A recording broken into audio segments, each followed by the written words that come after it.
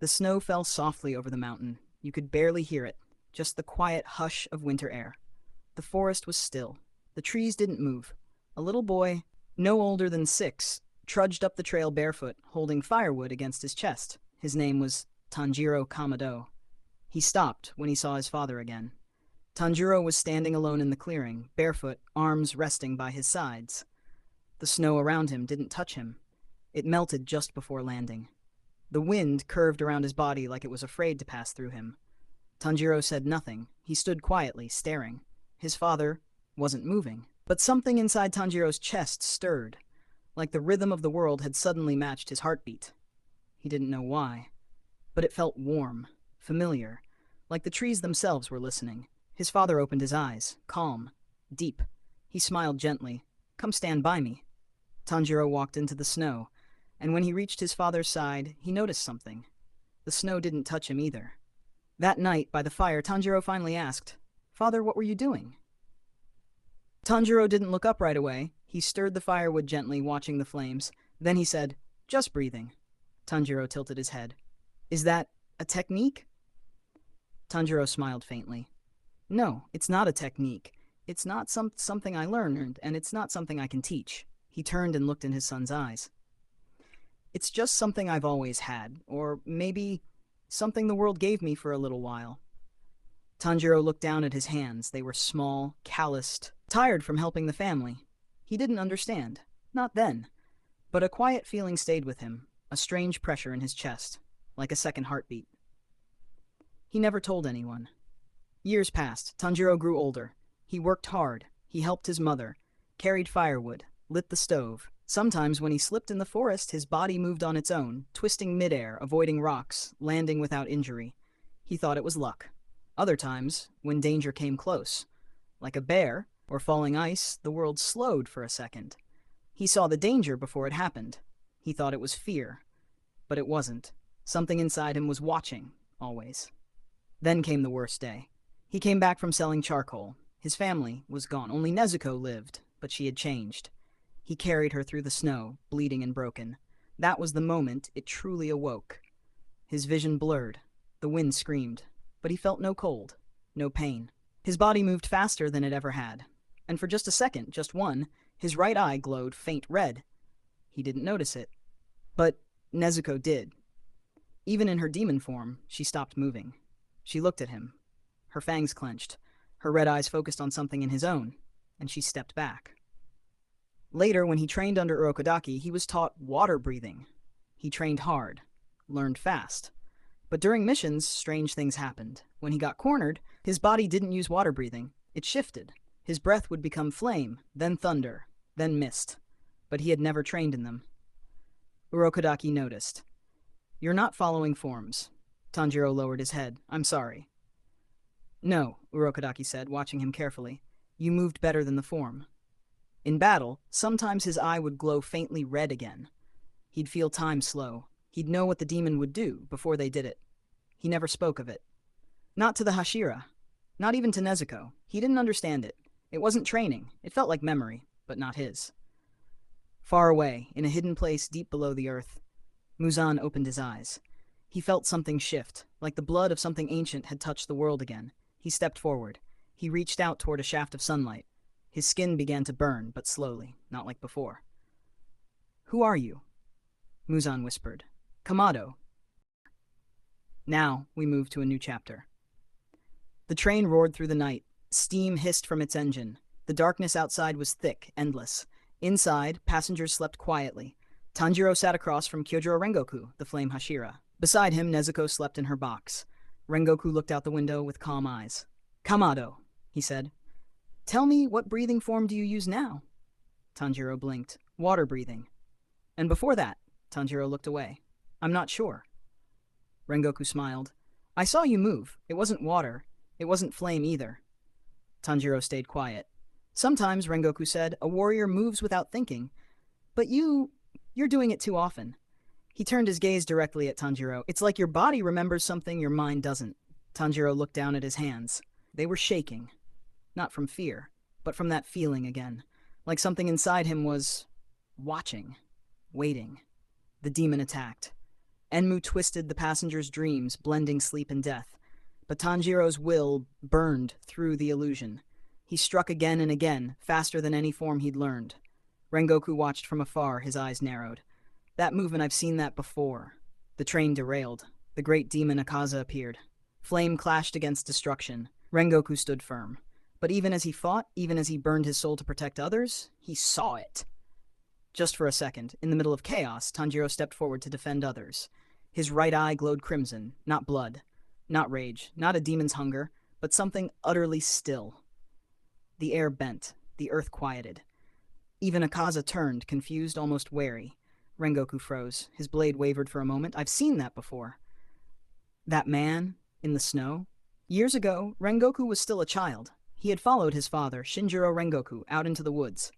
There, in the frozen clearing, stood a man, barefoot, still. Shinjiro's face was pale, his hands trembling. He whispered, "That man, I don't know what he is. He doesn't use breathing, but he is beyond it." The man had no sword, no style. He didn't speak. But when he breathed, the wind changed direction. Shinjiro had taken a step backward, not because of danger, but because of presence, the way the world bent around him. And that man had the same eyes Tanjiro now carried. Rengoku lay dying, a smile on his face. He reached out, grabbed Tanjiro's wrist. "Kamado," he whispered, blood dripping from his mouth. "You have something that was never taught, never passed down. You were born with it." Tanjiro's eyes welled with tears. Rengoku's fingers tightened just slightly. "My father once saw a man, a ghost without a name, and feared him. That man had the same mark, the same stillness. I see it in you." Tanjiro shook his head. "I don't understand." "You will," Rengoku said softly. "One day." He let go. His eyes closed. Elsewhere, far below the earth, Muzan stood in the sunlight. It burned, but slowly. His skin steamed. His fingers trembled.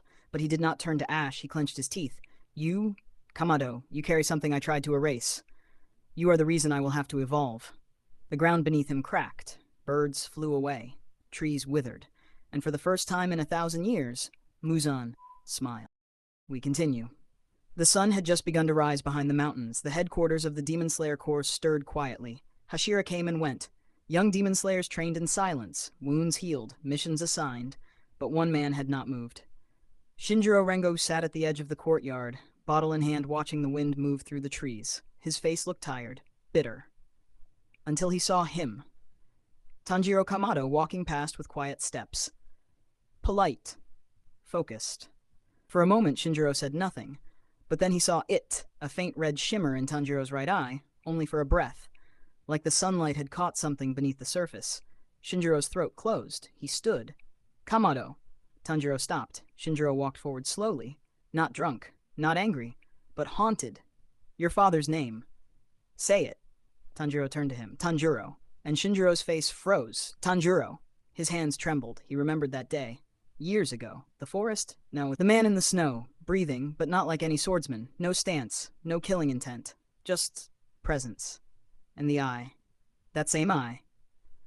Shinjiro grabbed Tanjiro's shoulder hard. Who was he? Tanjiro looked confused, unsure. He was a charcoal burner, kind. He never fought. Don't lie to me, Shinjiro snapped. His voice broke. "I saw your father once, long ago. He didn't move, but I couldn't take a step toward him. I was Flame Hashira, full strength, and I couldn't breathe in front of him." Tanjiro stepped back, stunned. Shinjiro's voice softened, trembling. "He didn't even carry a sword. And yet, I was afraid." Tanjiro sat by the fire later that night, his mind spinning. What had his father hidden? Why had he never said anything? He stared into the flames, and for a moment, he saw a figure in the fire. A shadow. Still, standing upright, surrounded by dancing sparks. It wasn't a memory. It wasn't a dream. It was something older than both, and deep in his chest something stirred again. His heartbeat slowed. He breathed in. The flames bent slightly. Far away, Muzan walked under the fading sun. He no longer needed to hide. The rays still burned, but weaker than before, slower. He clenched his fist and raised his eyes to the sky. He carries the rogue spark. The eye that sees beyond styles, beyond forms, into the truth of motion. He will either become my end, or my key to perfection.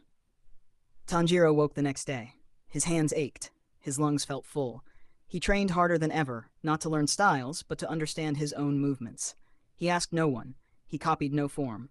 But somehow, during one training session, Jomei, the stone Hashira, paused mid-swing. What was that? Tanjiro blinked. You just dodged me, with no stance, no guard. I didn't mean to, Tanjiro said. You didn't, Jomei replied. That wasn't instinct. He stepped back. That was something else. The Hashira started to whisper. He used mist. No, it was wind. I swear I saw a thunder step in that dodge, but Tanjiro never used a form. Not once. He just moved. We continue. The wind carried a strange scent that evening, like burnt ice. The forest was quiet, not with peace, but with warning. Tanjiro stood alone in the clearing, eyes closed. He had been meditating, breathing deeply, listening. But suddenly, something shifted. A presence, not bloodthirst. Not killing intent, something colder, older. From the shadows stepped a tall, lean demon. He wore no uniform, no rank. His skin was smooth, pale as moonlight, no number carved in his eyes. But the trees behind him had withered. The earth under his feet steamed. He stepped into the fading sunlight and did not burn. Tanjiro's breath caught. The demon tilted his head, calm, curious. You're him, it said.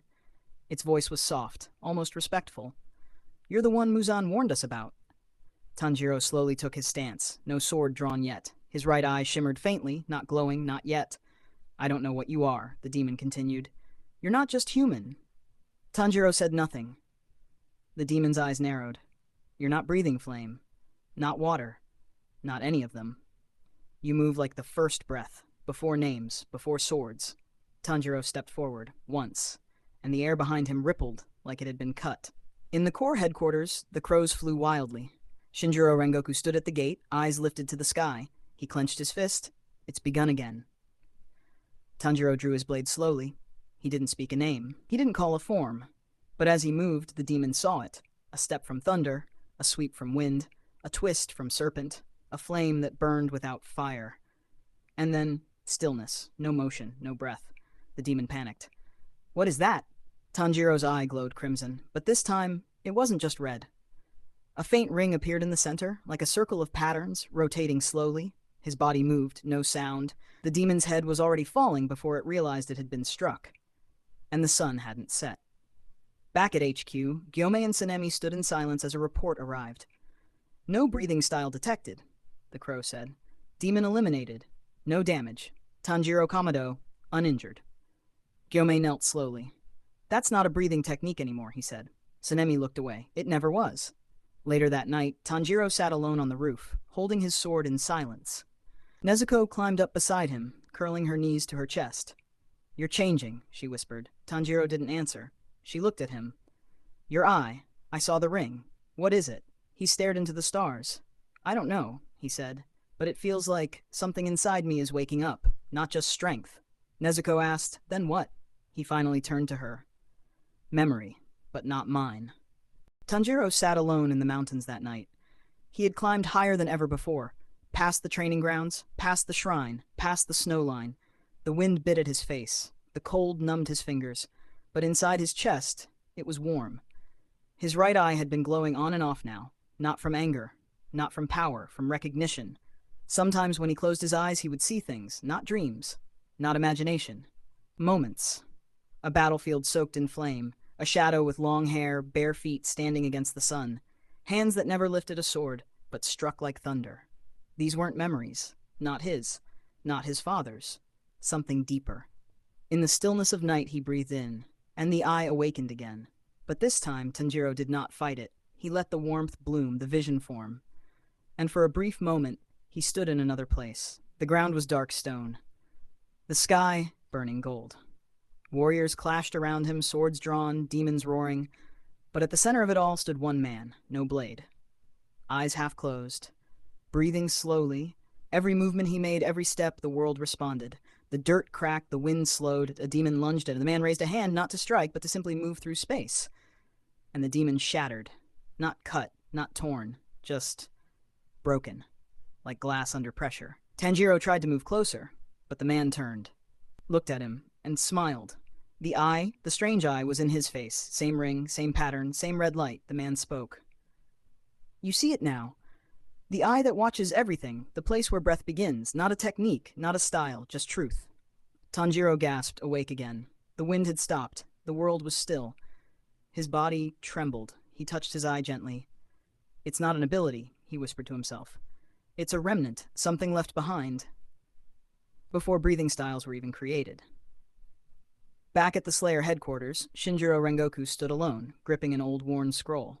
He stared at the symbol burned into it, a circle of concentric lines, the same shape now appearing in Tanjiro's eye. He closed his eyes. He remembered a voice. Tanjiro Kamado, standing barefoot in the snow. "This isn't a form. It's not a flame. It's not sun or moon. It's just the way the world breathes when it's perfectly still." Shinjiro whispered, "We gave it no name because we were afraid of it." Tanjiro's steps had grown quieter, not lighter, quieter, as if the world around him adjusted to his presence. The other Slayers noticed it first during training. He would dodge an attack before it was thrown. He would strike openings before his opponent even blinked. He moved like the present and future overlapped. Even Giyu stared after a spar, sweat dripping down his temple. "You moved before I did anything." Tanjiro shook his head. "I didn't know what you'd do. I just saw it." That night, Tanjiro stood at the edge of a cliff, breathing slowly. Nezuko sat nearby, silent, watching her brother from the shadows. His right eye burned, not in pain, in clarity. The ring inside it had begun rotating slowly. Each time it turned, his heart would skip, not in fear, but in rhythm. His breath calmed, his thoughts cleared. And suddenly, he saw possibility. Before a leaf fell, he knew where it would land. Before the wind blew, he knew how it would shift. The second stage of the eye had awakened. Kuraiyoku, the silent prediction. The eye sees motion before it begins. Flashback, a memory not his own. A tall man once stood beneath a stormy sky, watching enemies circle. He smiled faintly. Swords are slow, breath is loud, the world speaks before the body does. With no stance, no sword, he evaded dozens of attacks, not by reacting. By simply knowing. Tanjiro felt the echo of that man's footsteps in his own. Not Yoriichi. Not a swordsman. A watcher. A remnant of a time before breathing styles were born. Back in the mountains. A new demon stood at the edge of the trees. Its eyes glowed gold, not red. Its skin shimmered slightly in the sunlight. Tanjiro turned. His eye rotated slowly, and he saw it. The demon would blink before attacking. Lean slightly left. Strike downward, with its right claw. 2.4 seconds from now, he breathed in. Did not move. The demon lunged. Tanjiro was already gone. His blade struck upward without force. No roar, no shout, and the demon fell apart in pieces. He turned, sheathing his sword. The eye sees time, not just motion. The crows reported to the Hashira. Unranked demon, killed in sunlight, no breathing style used, Tanjiro Kamado uninjured. Ji read the note silently. Shinjiro Rengoku, standing beside him, finally said it aloud. His eye is reaching its second ring. He's starting to walk the path of the breathless ones. Inside the old Rengoku estate, Shinjiro unlocked a hidden drawer. From within, he pulled a fragile scroll. No name, no markings. He opened it slowly. Inside, a single sketch of the eye, with 3 rings, and beneath it, one sentence written by hand. When the third ring turns, the world will pause and choose. We continue. A new figure walks into the tale, one forgotten but once feared. The sun was just beginning to set when the traveler arrived, tattered cloak, straw hat, bare feet, no sword, no visible weapon, and no breathing pattern. Yet as he passed the crows, they did not speak. As he crossed the warding barrier, the spell did not react. He walked straight into the Demon Slayer core grounds, and no one noticed. Not because he was hiding, but because the world refused to acknowledge him. Until Tanjiro stood up from the courtyard, spine suddenly cold. He felt it before he saw it. Like something was watching him, but not with malice, with memory. The traveler stopped a few steps away. His face was lined, weathered by age. His eyes were covered by a simple cloth. He bowed. I came because your eye has turned. The Hashira were alerted. Jiyu and Shinobu appeared, blades ready. Who are you? Jiyu demanded, but the man smiled gently. I am no threat. I lost my sight when the eye showed me what lies past its third ring. He pointed toward Tanjiro without ever lifting his head. You are beginning to hear the thrill of the world. I came to warn you and guide you if you wish. Shinobu frowned. You sound like a monk. I was once, the traveler said. Long ago, but I saw a child with that same eye. A boy with no breathing. no form. He moved like a question with no answer. He called himself nothing, and he died smiling. Tanjiro stepped forward. You saw someone with this before? The traveler nodded. But I was greedy. I stared too long. He reached up and removed the cloth covering his eyes, and everyone stepped back. Where eyes should have been were just circles of scarred skin, burned in a perfect ring. 3 rings, burned into flesh. Not by fire, but by sight. I saw the 3rd ring turn, the traveler whispered, and I learned the truth. The eye does not grant power. It reveals what was always there. Tanjiro's hands trembled slightly. The man walked to him and placed a hand on his shoulder. You're not becoming stronger, Kamado Tanjiro. You're becoming clearer. When your 3rd ring opens, you will not need a sword. But you must decide before that day who you truly are. From the shadows far away, Muzan watched through a mirror of flesh. His mouth tightened. He growled softly. I thought the line had died with him, but now the eye stirs again. He looked to the demon kneeling beside him, flesh twisted into a mimic of Tanjiro's face. Send it. Let it face him. If he survives the mirror, he may yet be worth fearing. We continue. Now, the demon shaped like himself. The night was quiet. Too quiet. Tanjiro stood alone in the forest clearing, sword resting at his side. The air had shifted. It felt familiar, like he had walked here before. But this was not memory. It was mimicry. A footstep, another. And then, from behind the trees, he stepped out. Tanjiro stared. It was himself. Same face, same height, same eyes, except wrong, too still, too smooth, too empty. The demon wore Tanjiro's face like a mask, but its breathing was silent. No rhythm, no life. Its sword was drawn already, and it held it with perfect technique. Tanjiro narrowed his eyes. What are you? The demon tilted its head, imitating his voice. What are you? Then it rushed. Tanjiro dodged on instinct. Fast, but not fast enough. The blade grazed his shoulder. He jumped back, sweat beading. It was copying everything, his footwork, his rhythm, even his heart rate. But its eyes were blank. No heat, no will, just reflection. Tanjiro exhaled slowly. The 2nd ring of his eye rotated once, and he saw it. The demon's moves weren't real. They were mirrors, waiting for input. If he attacked, it would copy. If he hesitated, it would adjust. But there was one thing it couldn't mirror: feeling.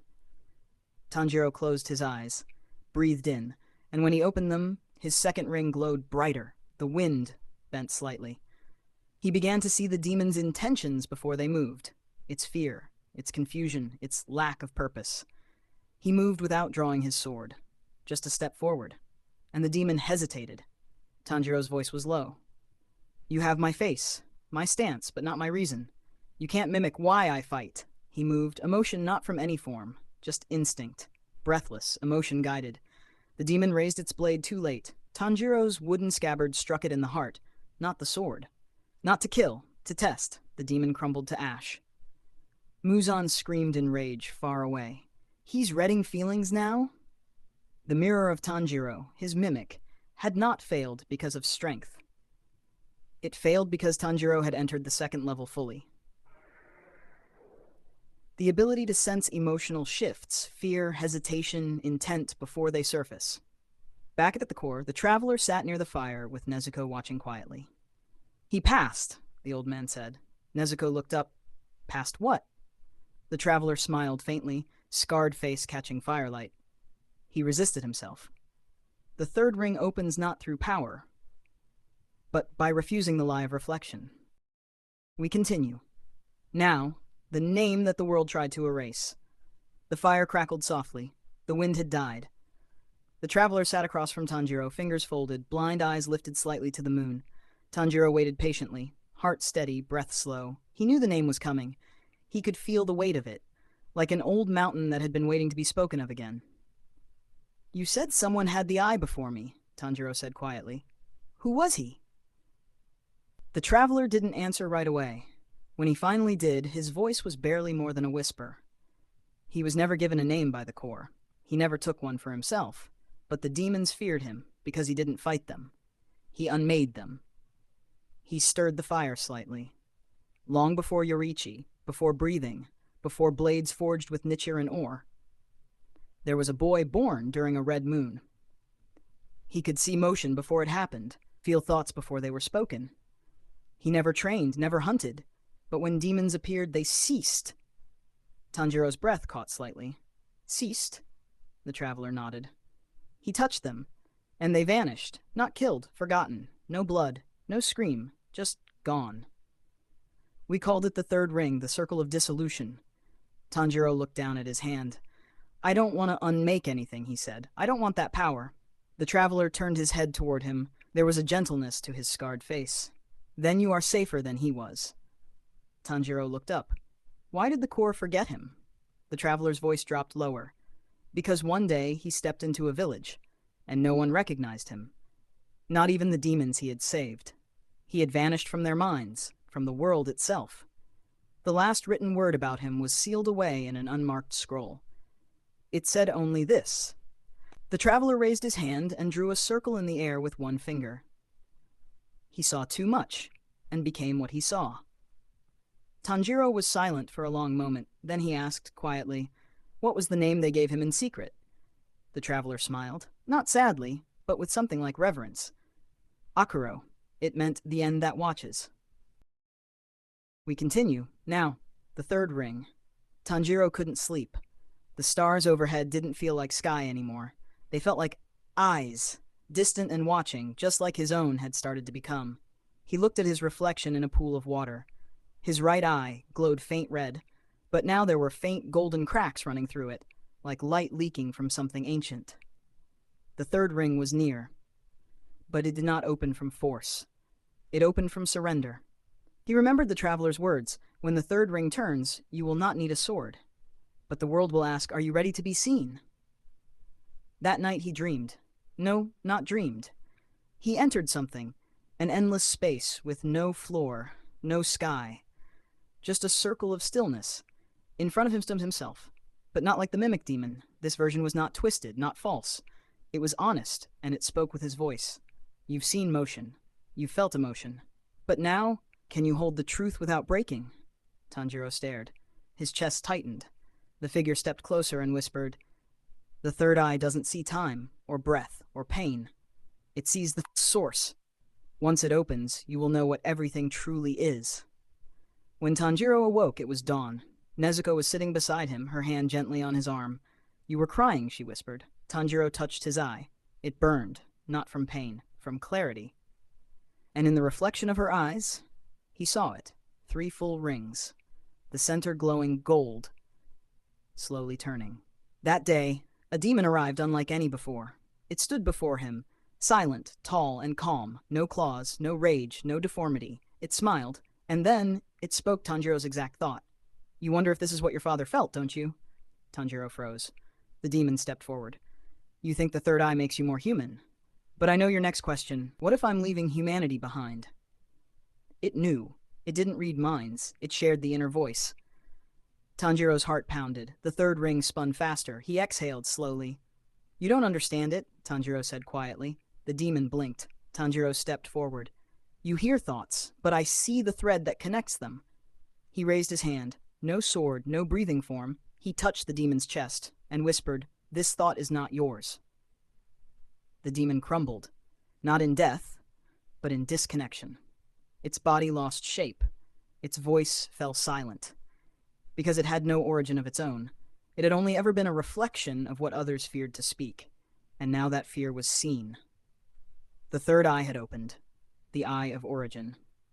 Back at the headquarters, Shinobu opened the sealed scroll. Her hand trembled. Inside was a symbol, 3 perfect rings with a golden center, and beneath it one line, the eye sees no enemy, only illusion. She looked up, voice barely a whisper. Tanjiro, what are you becoming? Tanjiro sat atop the mountains, breathing with the wind, his blade resting untouched beside him. The third ring in his eye no longer spun wildly. It turned slowly, peacefully, like it was no longer searching for answers. He was the answer now. But he felt it before it happened. The absence, not bloodlust, not malice, just emptiness. Then he stood. The sky dimmed, though it was still day. Nezuko looked up, nervous. You feel it too? It's here, far below in the heart of the forest. Nothing arrived. No form, no face, no name. It had no aura, no scent, no sound. It didn't disturb the leaves. Even the crows flew around it, unable to see. It was Muzan's final creation, a demon born of silence, made from all that is unseen, unsaid, and unfelt, the vessel of unbeing. It was not meant to fight Tanjiro. It was meant to erase him, like Akuro before. When Tanjiro reached the clearing, he saw nothing, just stillness. Even the air refused to move. Nezuko stood at the edge, heart pounding. She couldn't see it, but her instinct screamed. Tanjiro stepped forward, his eye glowing with 3 full rings, red, gold, and a faint white flame around the edge. He spoke softly. "I see you." The silence twitched. The void bent. Something shivered inside the air. Tanjiro continued. "You're not a demon. You're what demons hide in. Fear, shame, emptiness. You're the thing Muzan fears in himself." He stepped closer, and as he did, the silence cracked. The nothing twisted into form, a vague human shape, featureless, made of lightless shadow. It opened its mouth, but no sound came. "You have no name," Tanjiro said gently. "But I do." He reached toward it, not with violence, but with truth. "I am Tanjiro Kamado, son of Tanjiro, brother of Nezuko, student of no one, holder of the eye, breather of all forms, and I am not afraid of you." He touched its chest, the same way he ended the mimic. "You were never real." The demon shattered, not in blood or flame, but in light, like a lie being undone, like a question finally answered. And then silence returned, but not empty this time. Peaceful. Later, the traveler approached Tanjiro one final time. "You've done what Akuro could not." Tanjiro looked confused. "I didn't vanish," the traveler smiled, "because you chose to be known. You kept your name, your family, your warmth. Akuro saw everything, but belonged to no one. You saw everything, and came home." Let us now return to the final true battle. No illusions, no silence, no mimicry, just Muzan and Tanjiro. The skies churned black.